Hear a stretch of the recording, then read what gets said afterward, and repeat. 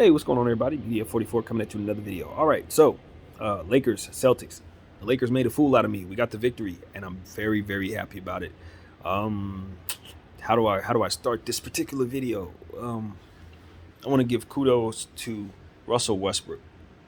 That's who comes to mind first, because what he was able to do was set the tone for our team. Not only as it pertains to the third quarter, which I've been pointing out, he's really been doing a great job of since we've started having issues in our coming out of the locker room and out of halftime. He's made it a point to be the guy that gives us that energy coming out of the locker room, and we haven't lost a third quarter since we were complaining about how badly we were coming out of the locker room continuously. So it's been about 6 games, I think, in a row where we've won the third quarter, and that's a pretty damn big deal if you ask me. So Russell Westbrook continues to find his niche, and he's mastering that niche, and he's mastering it rather quickly, which has been extraordinary, really. But it speaks to him as a player and him being a Hall of Famer. He said he would find his way, and I'm here to tell you guys, I'm seeing it. He's found his way. He still has his issues, there's still some turnovers here and there. There's still a couple fumbles here and there, stuff like that. You just get a little frustrated, but he had a sequence tonight where he missed a lot of 3-point shots in a row. Open 3-point shots, but I think I want to give credit to who said it, but I just can't. My mind is not telling me who it was, but someone mentioned something in regards to basketball philosophy that really stuck with me very recently on a YouTube that I was watching. It said, volume is what makes the defense react. Volume.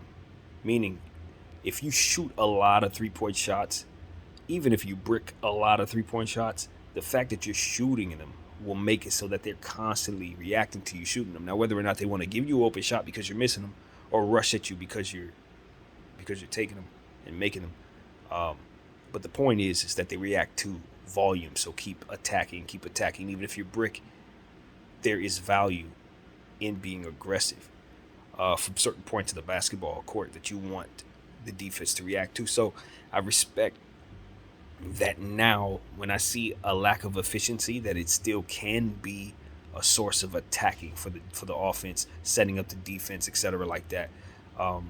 It's like using your jab, you know what I mean? It's a means of setting up the other punches. Even if you're bricking shots, you still set the defense up. So for the purposes of manipulating the game itself, I am not mad at the Lakers continuously trying to get Russell Westbrook open 3-point shots that they continue to give him.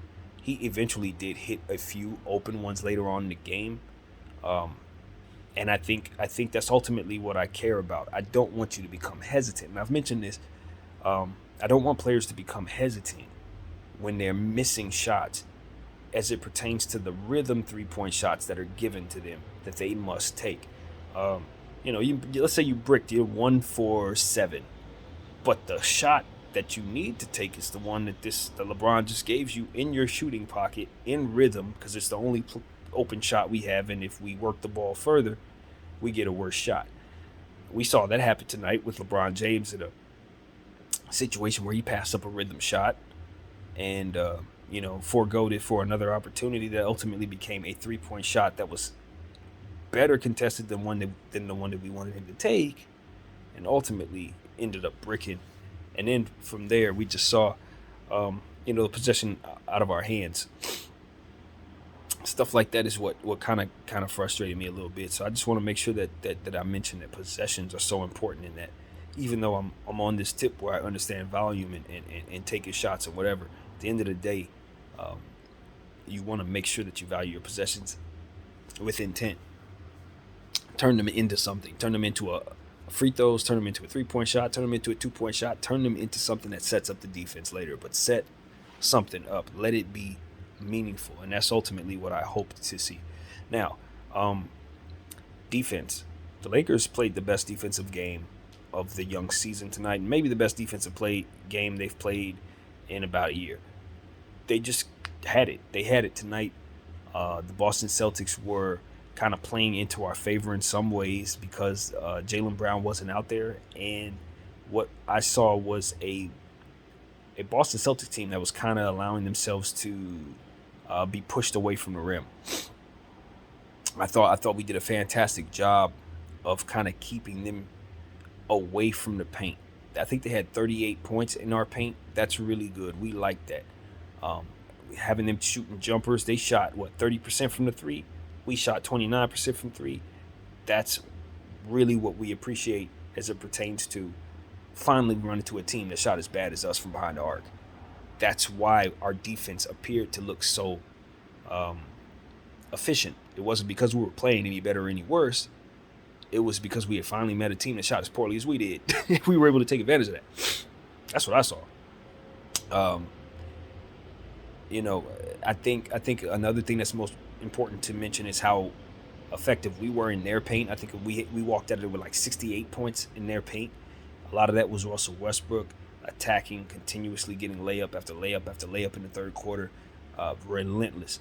And that's the fire I want to see from him. That's the fire we've seen from him as an opponent coming into our building, continuously putting up numbers, and now we're seeing him do it for us. And it was very, very helpful. LeBron James walked out there with 30 points, 30 good, strong points. Um, like I said, there were certain sequences where I just felt like he was a little tentative, but ultimately he did what I wanted him to do. Definitely find himself aggressively playing without the basketball, find himself cutting into the lane, being the recipient of Russell Westbrook dump passes, which was really good. I felt like there were certain situations where the Lakers were trying to deliberately force the ball to Anthony Davis, and it was almost like we were trying so hard that it was like we were telegraphing those passes. It was a couple situations where I just thought that we were trying too hard to be intent on getting the ball to certain places and not giving credence to the fact that there is a whole defense paying attention to us as we're trying to do that. So once we start working into the equation what our habits will be, then we can stop being so predictable out there in certain situations. I felt that was an issue that we saw early on with Russell Westbrook in the first, say, 8 games. A lot of that was what I saw in his passes, just us having such deliberate intent that it was easy to read for the defense.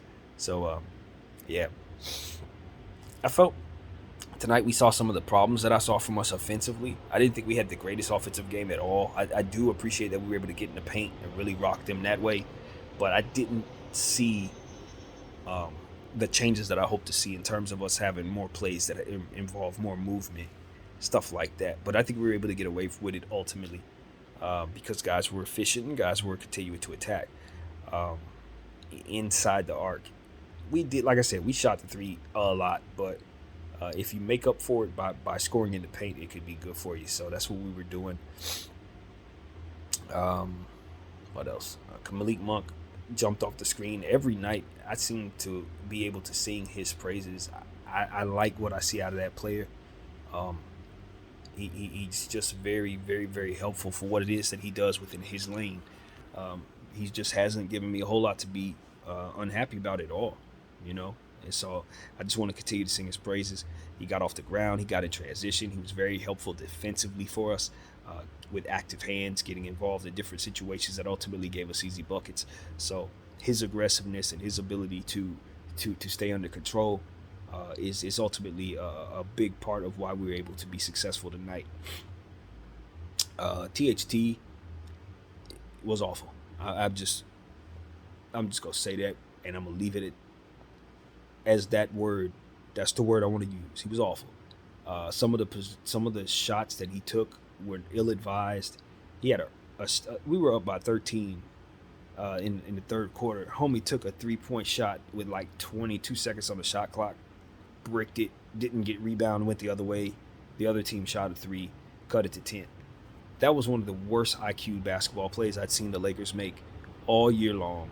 Aside from Russell Westbrook's bad turnovers early in the season, that was one of the worst shots we had taken. We just can't have that, man. And I look at THT, you're a professional, bro.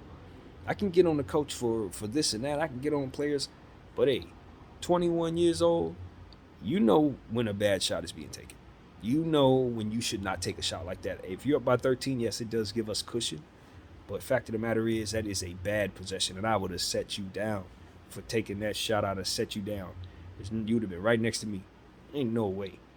A professional supposed to be taking that shot, and I'm not allowing his youth to be an excuse for that poor IQ play, because they got young players in this league dominating, and you just I just don't allow at this stage in the game, to be completely and utterly real with y'all. Youth ain't as much of a thing no more. These kids are coming in smart. They're coming in ready. And I just there's no room for poor IQ, whether you're young or old. There's no room for poor IQ play. So we got to shore that up. And like I said, it's easy to look at Frank in those situations, but no, not in this situation. I'm looking at the player. You just got to understand the clock. You got to understand the value of a possession and the importance of taking care of the basketball, and not doing things that are losing plays. That's a losing play, and it wasn't the only one. So I like his aggressiveness, scoring in the paint. He did some good things with and ones and stuff like that. He was able to get some good scoop shot layups and stuff like that I will not forget. But ultimately, the bad outweighed the good dramatically for me tonight. I just did not like what I saw from THT. He has to play smarter basketball out there for our team to get to where we need to be. We need him to be better. And like I said, youth ain't it. I don't care if you're 21 no more. When it comes to certain things, nah, not when the field is out here balling like they are. Some of them younger than that. No. So that's something we need to work on. Show him the film. I'm sure the coaching staff and the players around there, they'll put their arm around him and continue to work with him, because it's a process. Ain't nobody expecting him to be an all-star overnight. But we need to be able to point out when bonehead stuff is done that just ain't acceptable. And that was definitely the top of the list for me. That kind of stuff can never happen. So moving on from that, Dwight Howard got some minutes, but we really did go small tonight, and we got away with it. I just didn't have a whole lot bad to say about us going small this evening. I just felt like it worked. We did have a situation where Robert Williams was having some early success, to say the least. All the highlights in the first half come from him dunking on Anthony Davis on putback dunks repeatedly. I think he had like 3 of them to my eyesight. Somebody said 5. I don't know how many dunks he had on AD tonight, but it was a lot. AD was just, he's not a center. He's not. He's built like one, but he's just here. He's not a center. So, as I say every night, as long as we continue to play him at the center, he's going to continue to get exposed. And it's a lot of talk about him being soft, a lot of talk about this, that, and the third. The truth of the matter about AD's game tonight is he actually was very good tonight. That's the truth about how he played. What you're going to hear about is him getting dunked on, getting pushed around. You're going to hear that. You're going to see that he only walked out of there with like 17 points. You're going to see that. But he had like 16 boards. It probably would have been 20 if he wasn't pushed around so much. But he walked out of there with 16 very, very good boards. Some of them were very key offensive rebounds, stuff like that. He, too, had some nice and ones, finishing plays and stuff like that. But I just felt like he was getting pushed around. And some of that is just the stuff that we're running, in terms of offense, not necessarily about him being pushed around, but some of his struggles are because of some of the stuff that we're running out there. I just don't think we got him in the best position to score the ball easily. Some of the plays I saw we're doing, fadeaway, stuff like that, stuff that has him kind of, his momentum pushing away from the basket as opposed to toward it. But you know what? Anthony Davis is going to have to do a better job of taking care of his body as it pertains to putting muscle on his body. He's going to have to do that. And we ain't talking about just shoulders. No, we talking about lower body. I'm talking about squats, bro. You're going to have to reinvent your entire lower half. And that's what, if he puts his heart and mind into that, working on his balance, working on his lower body strength, working on his lower body flexibility, if he spends enough time really working on those areas, I think it'll translate to extreme mobility for him in terms of his speed, in terms of his ability to do certain things. It's hard when your body's not healing properly, if it's never quite healing properly. I get that aspect of it. But I just think that he's going to have to really start the process of slowly but surely reinventing his lower body. And it's not an overnight thing. It's not even a one-season thing. It's going to be several seasons that I'm talking about, stretching and just doing things totally different for him to put on that type of strength that I think will help him in his second half of his career, or whatever stage this is at year 10. Because what I'm seeing is a guy that's just moving a little too slow out there. And when he is running into other people, his body's folding as opposed to pushing back. It's not a lot of push back. It's a lot of give to him. When people push up against him, it's a lot of give. And it's like, that's not what you want to see out of him, and he doesn't want that out of himself, I don't believe. And I think it's time. It's time to start really looking at your body and saying, okay, we got to start doing things completely different. Eating, stretching, workout habits, all of it. We just got to get more out of our body, because if not, we're not going to get the most out of our career. So that's what AD needs to be starting the process of trying to work on how he's going to approach body after 30. That's what I would say. Because if he starts now, he's 27 years old, if he starts a process of doing things differently, however that best goes, now, by the time he gets to 30, he'll be in better shape than he is right now. Like, better. And Father Time works against you, but your habits can work with you if you start the process. So that's what I think needs to happen for him to get the most out of himself and stop having to hear from us, people who are complaining about what he's not doing out there from a physical standpoint, when he may not necessarily feel good enough to do those things. And that's what it looked like to me. He's ailing. I read somewhere someone said he looks sickly. I agree. Not as it pertains to, like, something death worthy or scary or whatever, but I'm talking like he don't look well. He doesn't look like he's moving like an athlete should out there. So I don't think the Lakers are in a position to really panic about it or shut him down or nothing, but it does get to a point where you start to wonder if he's gonna make it through the season. Cut and dry. So I think that about all of our players, but definitely those who are holding heavy loads on this team. So that's something. AD played better than he's going to be given credit for tonight. He did, and a lot of why we won was because of his efforts, both offensively and defensively.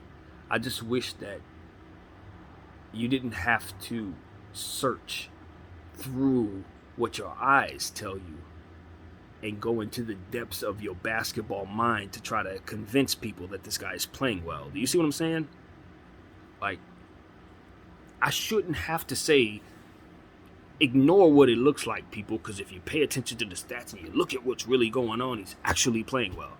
I shouldn't have to say that about a top 10 player. Do you have to say that about Luka Doncic? Do I have to say that about Jokic? No. You look at them, they're playing great. Joel Embiid had 40 and 15 or something ridiculous numbers. I don't have to squint to see him playing well. I don't have to look into deep stats to find out if this dude is balling. He's balling. AD, you have to squint hard and dig deep into the stats to find the good. And that's the problem, man. That's the problem. It wasn't always like this. It wasn't like this at all in New Orleans, to be completely honest with you. He didn't start this till he got here, playing with Bron.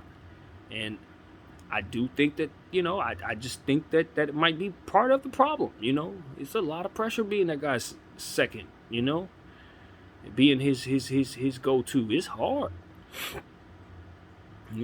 It's hard because the pressure's on you to play well. The pressure's on you to be as good as him, or at least keep up with him, and the pressure's to win the championship every time and get to the finals every time. Sometimes it's not. It's not up. Not everybody's up for that. Maybe he was up for it in 2020. Maybe he's not up for it in 2022. Maybe it's a different world for him right now. I don't know, but I'm a frustrated Laker fan. I think all of Laker Nation is frustrated.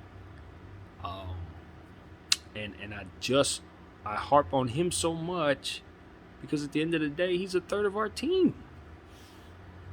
If you really want to tell the truth about how this thing is structured, AD's a third of the whole team.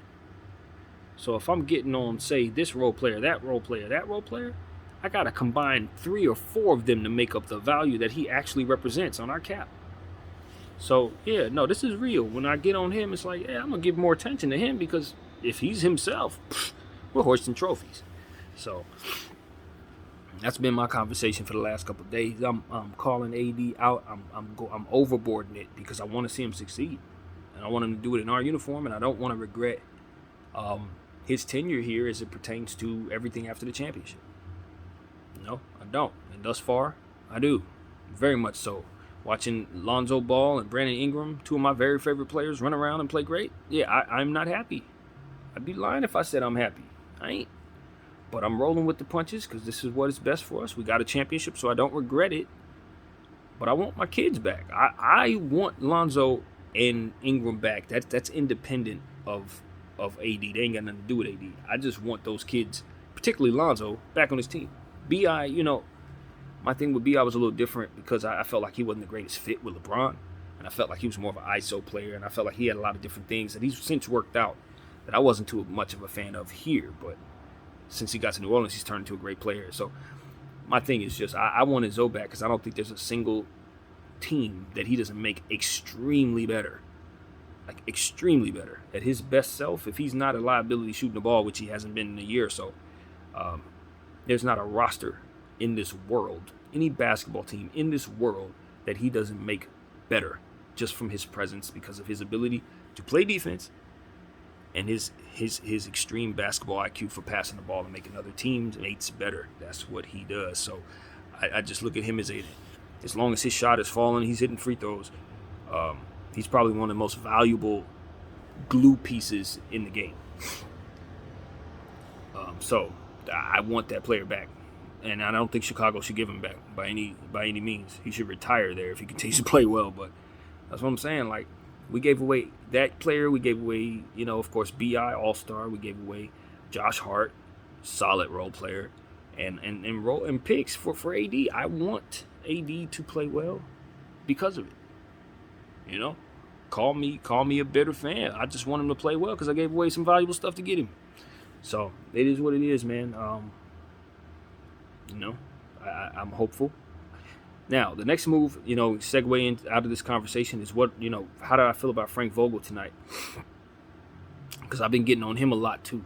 I thought what we saw was Frank win the battle tonight between the coaches.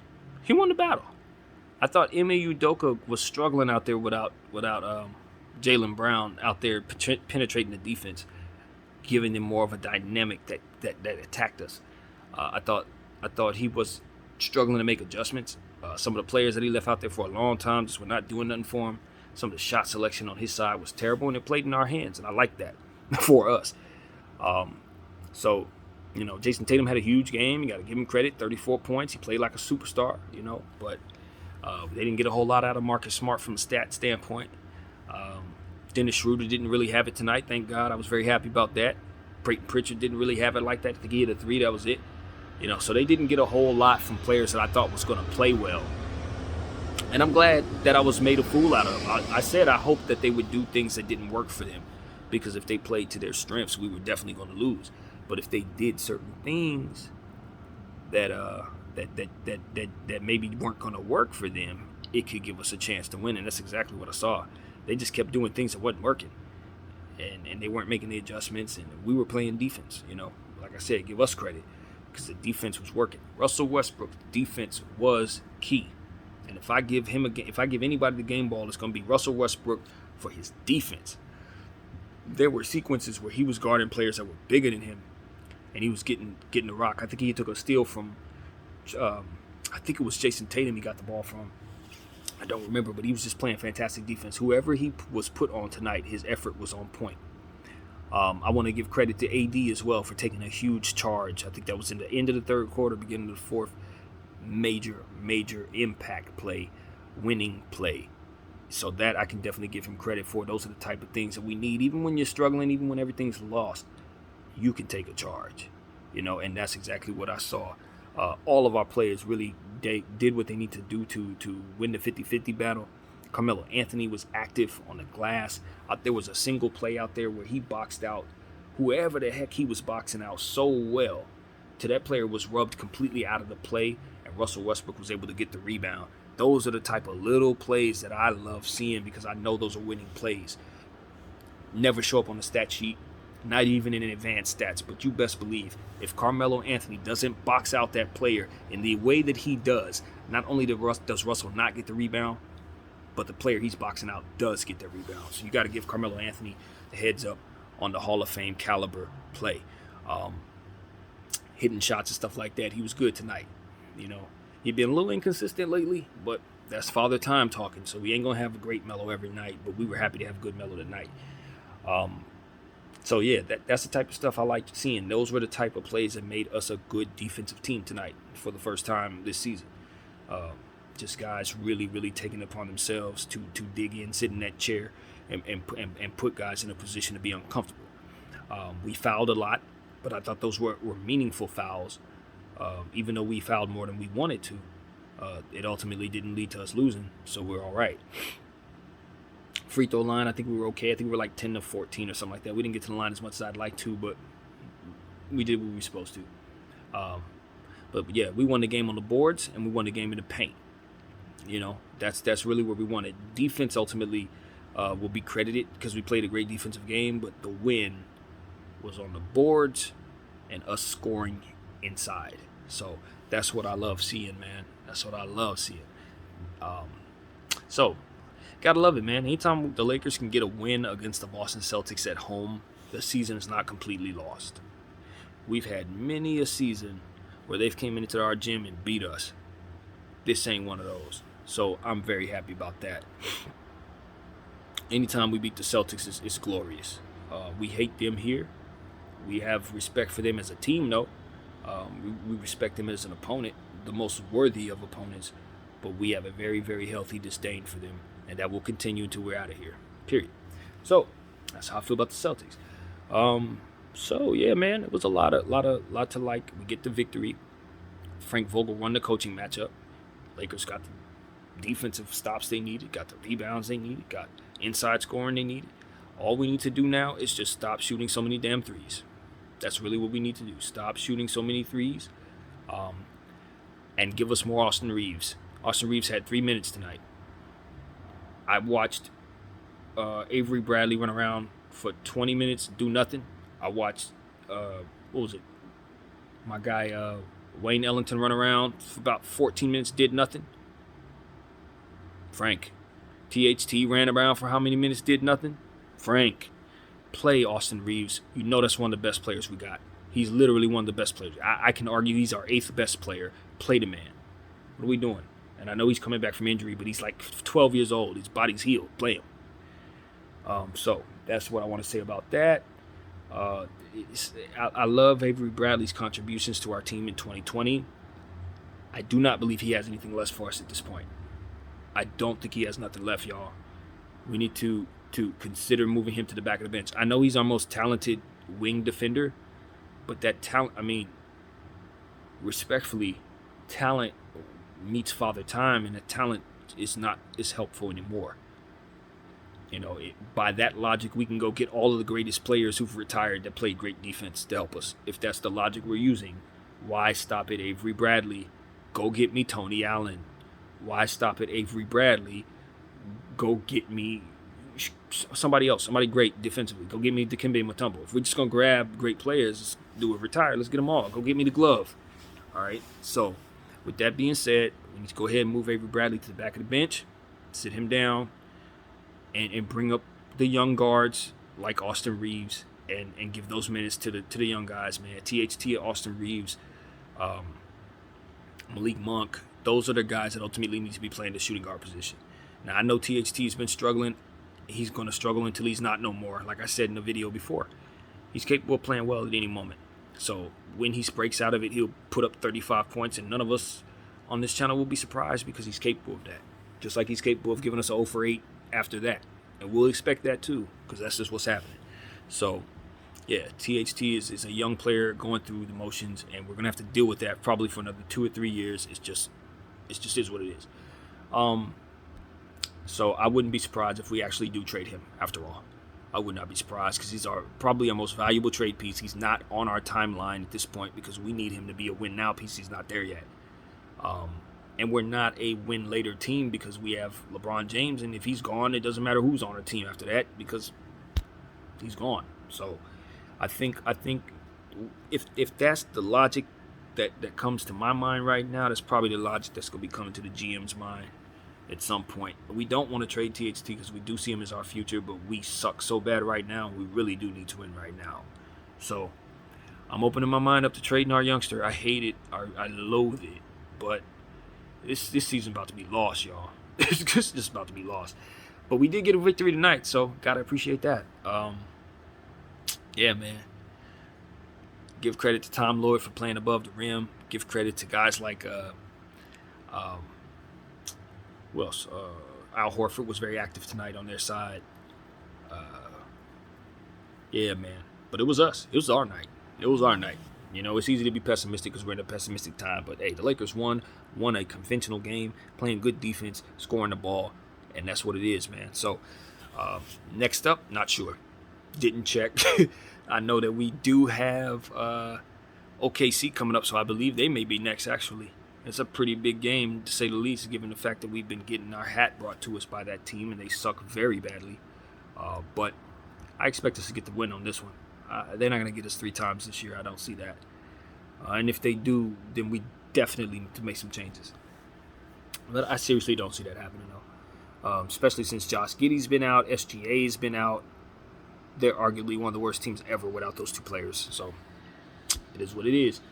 Hopefully they don't embarrass us again.